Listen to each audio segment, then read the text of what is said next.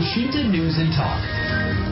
Satgas Gabungan Krem Hunter Jatan Transkrimum Polda Jawa Tengah berhasil menangkap 3 pelaku perampokan warung dan juga agen bank di Cilacap, Jawa Tengah. Perampok menjalankan aksinya dengan menggunakan senjata api. Bahkan dengan peristiwa tersebut yang terjadi di Cilacap, Jawa Tengah, menimbulkan 2 korban mengalami luka tembak. Lantas bagaimana untuk mencegah perilaku serupa terjadi? Kita jumpai kriminolog Universitas 17 Agustus Semarang, Bambang Joyo Supleno.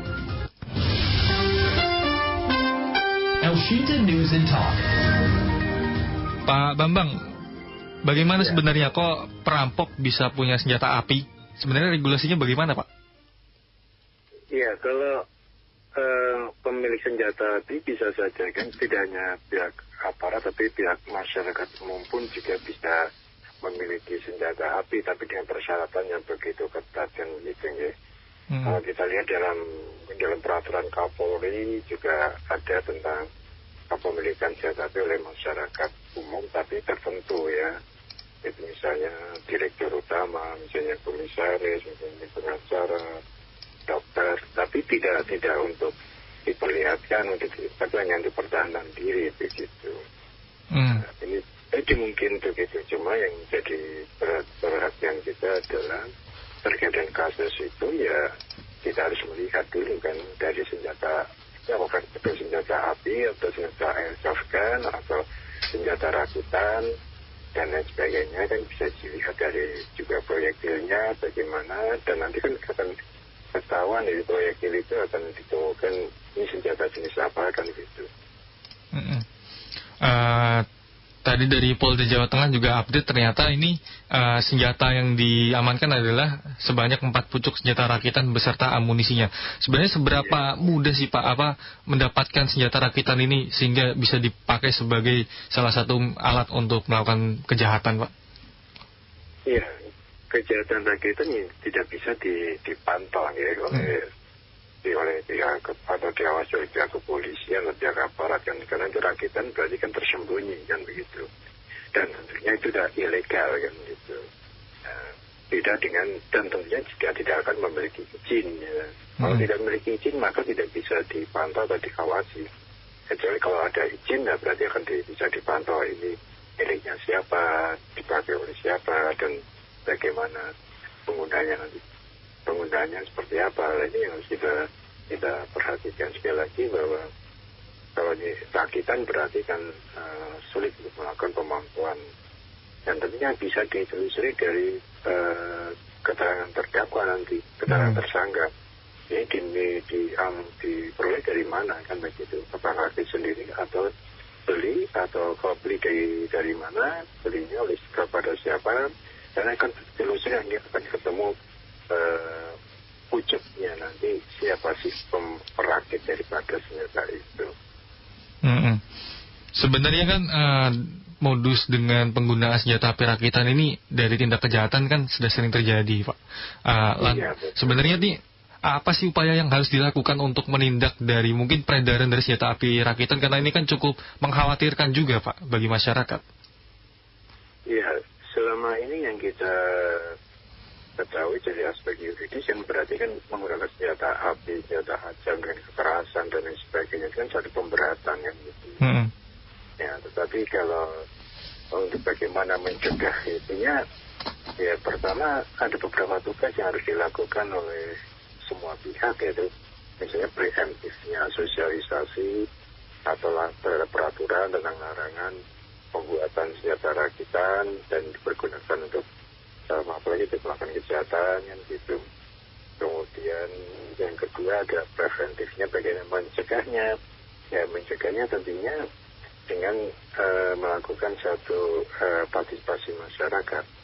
Ya, tanpa partisipasi masyarakat polisi tidak bisa bergerak, karena tidak bisa melakukan satu pencegahan terkait dengan perakitan senjata api. Dan yang khusus untuk peran masyarakat ini ya tentunya jangan sampai masyarakat mau untuk membuat senjata api kan untuk apapun lah, karena biasanya itu rakitan senjata api kan diprogram untuk menembak burung kan begitu. Itu biasanya bisa digunakan untuk itu, untuk melakukan kejahatan. Bahkan dengan airsoft gun itu yang punya izin pun bisa saja dilakukan digunakan untuk melakukan kejahatan. Ini yang kalau airsoft gun kan bisa dipantau ya siapa pemiliknya karena izinnya. Cuma masalahnya adalah yang rakitan inilah yang ilegal, yang tidak ada izinnya, sudah itu bisa dipantau kan itu. Berarti airsoft gun ini sebenarnya bisa digunakan penggunanya sama seperti senjata api pada umumnya begitu, Pak? Iya, dan airsoft gun bisa aja digunakan untuk, kan ada izinnya gitu. Karena setelah membimbing S2 khususnya terkait dengan airsoft gun itu kan digunakan untuk olahraga kan gitu ya. Tapi bisa aja disalahgunakan untuk melakukan satu kejahatan. Tapi sekali lagi itu kan juga dengan izin kan gitu. Nah, kalau dalam kasus di sini di Jawa Tengah ini terkait dengan rakitan, ya tadi sekali lagi tidak bisa kita pantau berapa peredaran senjata rakitan itu, senjata api rakitan kita nggak bisa mantau kan begitu. Ya, karena itu kan ilegal gitu. Kecuali kalau senjata yang berizin kita polisi bisa memantau berapa jumlahnya yang ada di masyarakat, berapa pemiliknya, dan bagaimana posisi terkait dengan jumlah pelurunya dan sebagainya itu kan bisa dipantau. Tapi kalau terkait dengan masalah rakitan sekali lagi sulit untuk bisa dipantau karena rakitan biasanya selain untuk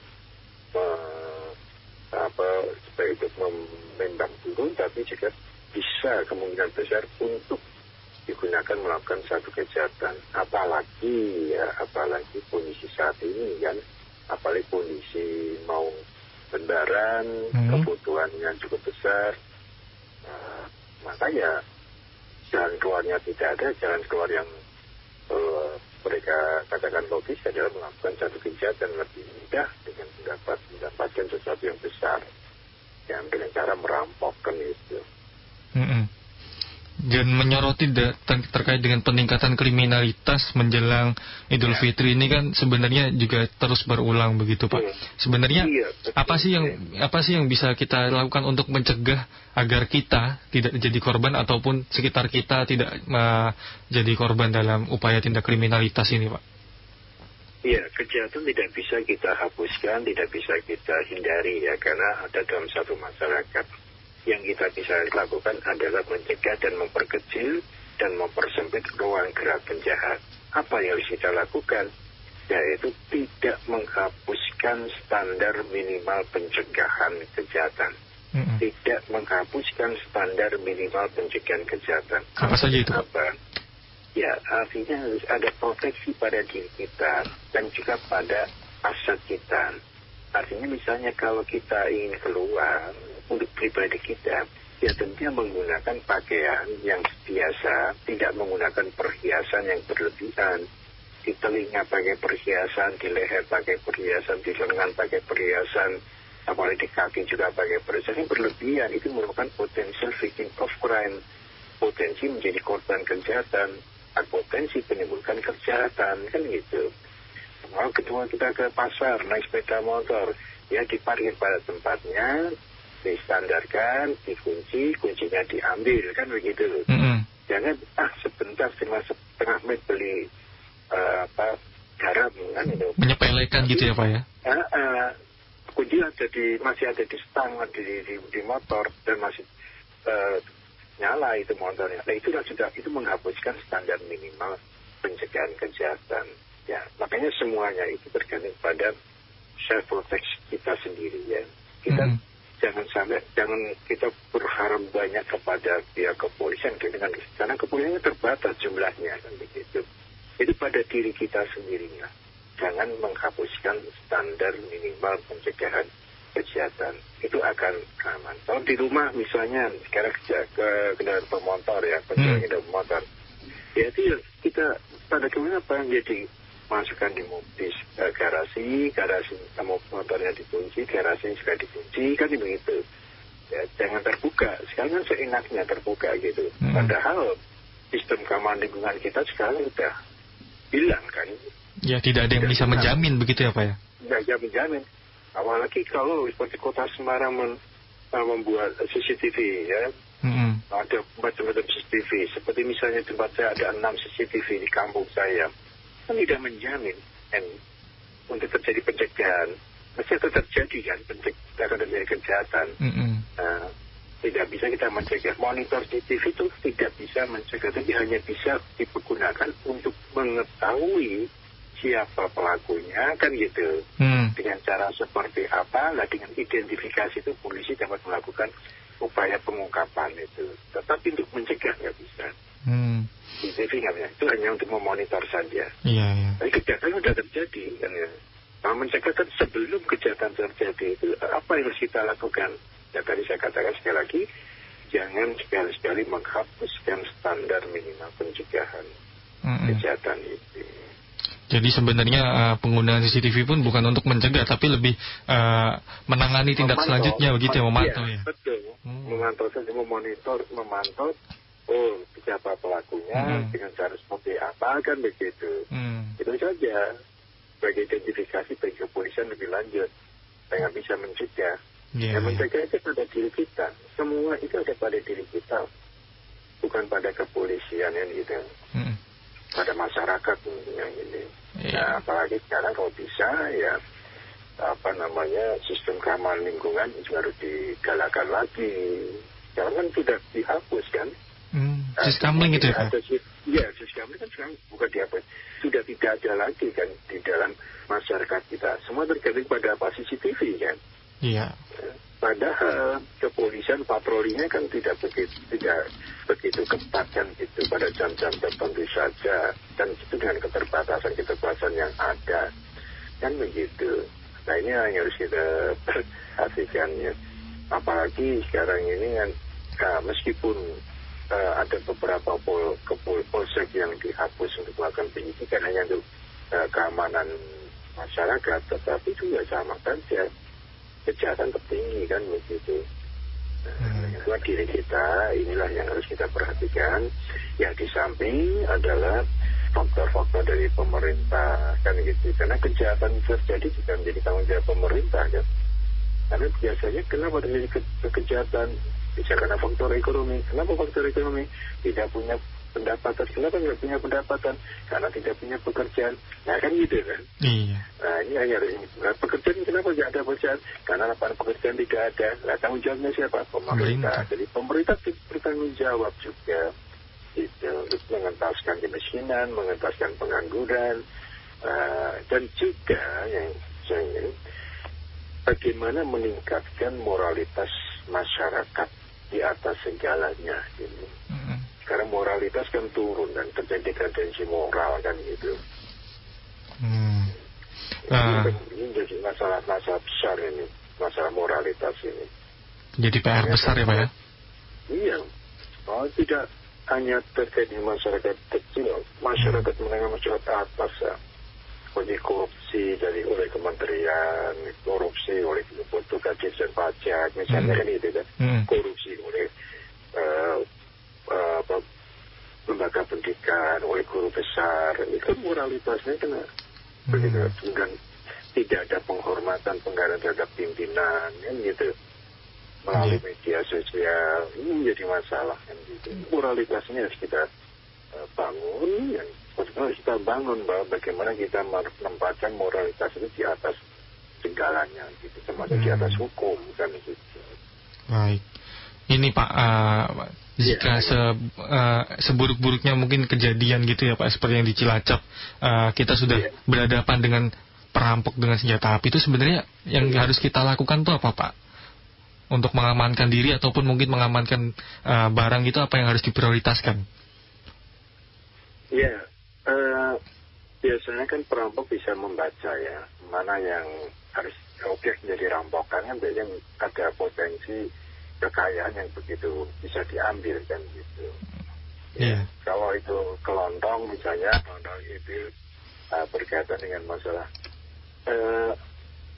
transaksi dari toko kelontong ini begitu besar, kelihatan ramai kan itu kelihatan, berarti kan ada uang yang ada di situ kan gitu. Nah itu kan bisa diambil, itu kan bisa jadi sasaran kan gitu. Beda kalau transaksinya menggunakan transaksi elektronik kan gitu, langsung pembelian lewat online kan nggak bisa dirampok kan gitu.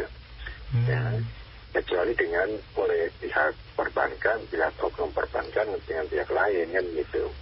Nah kalau kan yang kedua adalah objeknya berkaitan dengan masalah kualifikasi rumah ya. Rumah ini rumah mewah kan begitu, rumah mewah di luar ada lebih dari 2 mobil kan, berarti kan ini kan objek perampokan, kejahatan perampokan itu. Nah artinya itu semuanya harus menjadi potensi. Kalau kita melihat dari misalnya pendapatnya dari dari Plato zaman kuno dulu, emas dan manusia merupakan sumber kejahatan. Emas kan harta. Jadi bahasa dianalogikan harta tidak hanya cuma emas, tapi mobil dan aset-aset yang lainnya itu jadi sumber kejahatan. Manusia jelas, manusia itu dengan sifat hedonistiknya, ya ingin cari keuntungan sebesar-besarnya, tidak mau dia rugi.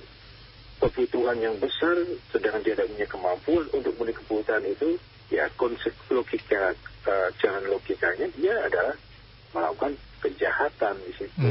Yang sekali melakukan kejahatan besar, dan itu dengan cara merampok, bukan dengan cara mencopet, dengan cara mencuri kecil-kecilan, tidak demikian gitu. Nah itu yang harus diwaspadai terkait dengan masalah aset-aset yang dimiliki oleh masyarakat itu dilakukan pencegahan yang baik, dan jangan sampai aset-aset itu terlihat di luar gitu ya. Motor kelihatan di parkir, ya parkir di garasi, tapi garasinya kan kelihatan, motornya banyak kan gitu lah, itu kan jadi sasaran itu, jadi sasaran incaran bagi kejahatan itu, perampok itu potensi menjadi bagian dari kejahatan, jadi bisa diambil, dilakukan kejahatan di situ. Nah ini yang harusnya lagi self protect kepada diri kita ini harus betul-betul diperhatikan begitu. Jangan sampai kita pamer terhadap kekayaan kita. Kalau pamer ya tentunya akan terjadilah yang namanya kejahatan dilakukan oleh pihak luar maupun oleh diri kita sendiri yang gitu. Ya. Begitu Mas. Baik. Kemudian Pak, kalau memang ini terkait dengan kita sudah berhadapan dengan perampok dan sudah ibaratnya sudah menodongkan senjata, itu kan pilihan yang sulit antara hidup dan mati untuk mempertahankan barang ya. Nah itu apabila kita mengikuti kemauan perampok untuk agar kita tetap aman, sebenarnya langkah apa sih yang dapat kita lakukan mungkin untuk membaca dari tingkah perampok, untuk apa, untuk nanti mungkin di pelaporan polisinya lebih mudah begitu Pak? Ya, pertama adalah tergantung menghadapi perampok itu, ini memang tidak bisa kita lakukan. Kita harus berpikir secara logis ya. Iya. Nyawa atau harta. Kan gitu. Iya, pilihan. Ini pilihannya. Sekarang tapi perampok itu kadang tidak pilihan, langsung nyawa dan harta. Dulu harta diambil, kan gitu. Iya. Tapi kalau di film sekarang ini ya bisa aja nyawa atau harta, kan begitu, suatu pilihan. Kan kita pilih, silakan harta, kita pilih nyawa, kan gitu. Hartanya diambil, nyawa kita selamat, kan itu. Karena harta bisa kita cari, kan gitu. Tapi sekarang ini kan nggak bisa begitu, kita ada tawaran pilihan untuk itu, harta atau nyawa. Ini mereka akan melakukan nyawa dan harta, gitu. Dibunuh, harta yang diambil. Nah, untuk menghadapi itu, ya tentunya adalah sekali lagi jangan menghapuskan pencegahan kejahatan, kejahatan. Yang kedua adalah kalau pas kita menghadapi itu, ya tentunya ya biasanya kan kita panik kan begitu ya. Yang ini dengan silakan untuk mengambil harta semuanya, ya silakan untuk diambil, kita juga masalah kan itu. Tetapi kalau itu diterima kan oleh perampok kan gitu. Nah, kalau perampok langsung melakukan pembunuhan ya bisa kita hindari. Tapi kalau masih ada alternatif pilihan nyawa atau harta, kan yang diinginkan biasanya kan harta. Ya silakan harta diambil. Namun demikian ada dugaan orang perampok itu membunuh nyawa dan harta itu, membunuh dan mengambil harta. kemungkinan itu terkait ada hubungan antara pelaku dengan korban. Misalnya kan kenal kan gitu ya, korban kenal dengan pelakunya atau pelaku dengan korban, maka dengan cara membunuh kan, maka tidak akan tertutup itu ya, pengetahuan yang bersangkutan terhadap si pelaku kan gitu. Baik. Biasanya kalau orang kenal itu ya pelaku kenal ya biasanya dibunuh atau tidak dikenal lagi kan gitu. Baik. Tapi kalau dengan pihak orang luar ya tentunya akan ada pilihan-pilihan. Pak Bambang, sebelum kita melanjutkan diskusi kita, ini ada pendengar masuk, kita sambungkan dulu ya Pak ya? Ya, baik. Ini ada Pak Kabut dari Semarang. Selamat siang Pak Kabut. Silakan Pak. Selamat siang. Selamat siang ya. Ya.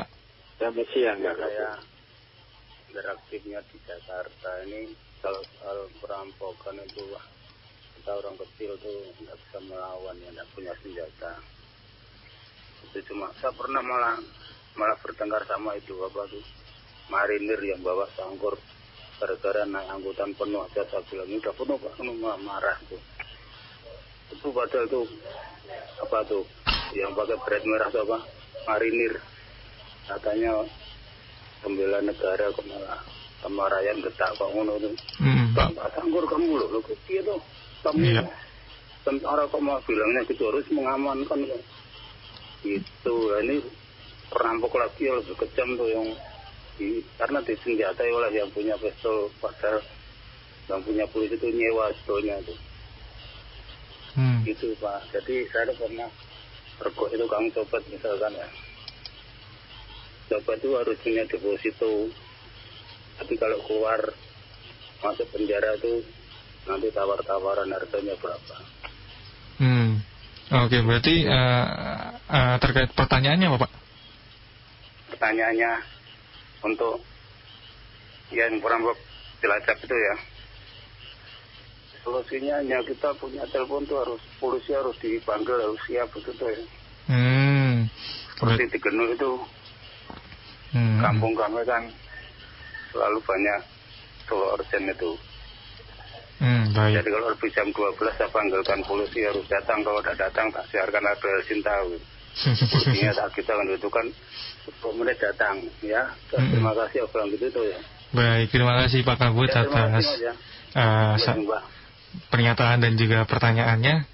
Ya, bagaimana Pak mengomentari terkait dengan peristiwa yang dialami Pak Kabut ini Pak? Iya, suaranya agak lemah gitu ya. Tapi saya bisa saja bersama adalah apa penggunaan senjata itu bisa dimiliki sendiri atau disewa atau dipinjam dari pihak luar kan bisa saja itu terjadi. Tapi paling tidak bukan karena masalah itunya, tapi masalah penggunaan senjata itu ada digunakan untuk melakukan satu kejahatan itu. Nah, bisa saja terlibat oknum-oknum ya. Sama saja oknum itu apakah oknum kepolisian, oknum angkatan darat atau yang lainnya, atau kalau untuk oknum penegak hukum bisa saja melakukan satu kejahatan itu bisa dengan menggunakan senjata api ya. Tapi sekali lagi bahwa itu yang harus kita perhatikan, yaitu pertama adalah tadi saya katakan menghapuskan standar pencegahan tadi. Jadi pelaku juga polisi akan melakukan satu penelusuran terkait dengan masalah kepemilikan itu. Nanti akan dari mana kan ketahuan nanti pemiliknya ya. Ya sama dengan kasusnya seorang angkatan darat kemudian membunuh istri, mencoba melakukan pembunuhan terhadap istrinya kan gitu di Semarang juga kan pernah ada. Ya, beberapa waktu dari situ kan ditelusuri. Akhirnya ketemulah kalau ternyata itu ya. Nah inilah yang harus kita perhatikan terkait dengan masalah bagaimana kita mencoba melakukan tindakan-tindakan preemptif yang pencegahannya. Kalau represif tugasnya dari kepolisian atau dari penegak hukum yang lain. Nah, preemptifnya inilah ya, sampai jauh mana kita memberikan kesadaran kepatuhan sosialisasi kesadaran kepatuhan terhadap peraturan perundang-undangan. Yang kedua adalah kesadaran kepatuhan kita di dalam memprotek diri kita sendiri kan gitu dari kejahatan itu. Dan yang ketiga adalah bagaimana peran dari pemerintah ini, karena sekali lagi dan yang masalah utama dari mereka melakukan kejahatan itu banyak kan pada faktor ekonomi. Ya, faktor ekonomi, tidak punya pendapatan, tidak punya pekerjaan kan gitu, kebutuhan yang tinggi, maka jalan keluar yang cepat yang dilakukan adalah dengan cara itu. Nah, ini tanggung jawab pemerintah juga memperhatikan hal itu. Yang kedua adalah berkaitan dengan masalah sosial, konflik sosial. Perbedaan sosial di dalam masyarakat juga akan berpengaruh terhadap perilaku seseorang itu. Jadi ada orang kaya, orang miskin kan gitu. Ada diskriminasi perlakuan, itu juga akan menyebabkan dengan satu kejahatan gitu. Nah, kalau untuk perampokan, pencurian itu orientasinya masih pada harta kekayaan ya. Bukan ekonomi, bukan pada aspek yang lain. Kalau ada juga faktor utama membunuh, tetapi dampaknya ada faktor sampingan itu mengambil barang, tidak ada. Tetapi lebih banyak perampokan itu pada aspek ekonominya. Kalau aspek ekonomi berarti kan gitu, dia kan butuh uang besar lah. Butuh uang besar untuk apa? Baik saja untuk kebutuhan-kebutuhan yang saat ini begitu tinggi atau saat nanti lebaran ya. Karena perampok pelaku kejahatan juga akan membaca momentum lebaran hari raya itu adalah momentum di mana masyarakat punya banyak uang. Nah, ini yang kita perhatikan. Nah, ini kesempatan yang begitu terbuka baik bagi penjahat. Ya, tinggal nanti niatnya seperti apa dan caranya seperti apa. Nah, ini yang harus kita perhatikan. Ya, termasuk Pak Kontrol Kelontong itu kok begitu ramai kan itu berarti kan ada uang ada di situ. Lah itu kan menjadi potensi, jadi objek kejahatan di situ. Dan caranya bagaimana membunuh atau dengan memberikan alternatif harta atau nyawa kan. Kalau ada pilihan sekali lagi ya kita pilih nyawa saja kan itu, silakan hartanya. Nah, gitu. Berarti selain kita harus mencegah, sebenarnya kita bisa mencegah dengan melindungi diri dan juga barang-barang pribadi kita. Tapi tadi seperti apa yang dikatakan dari Pak Kabut, mungkin upaya dari kepolisian salah satunya bisa dengan menggunakan atau menyediakan layanan kepolisian yang cepat begitu ya Pak ya, mungkin berupa call center gitu untuk kembali mencegah dari kejahatan ini.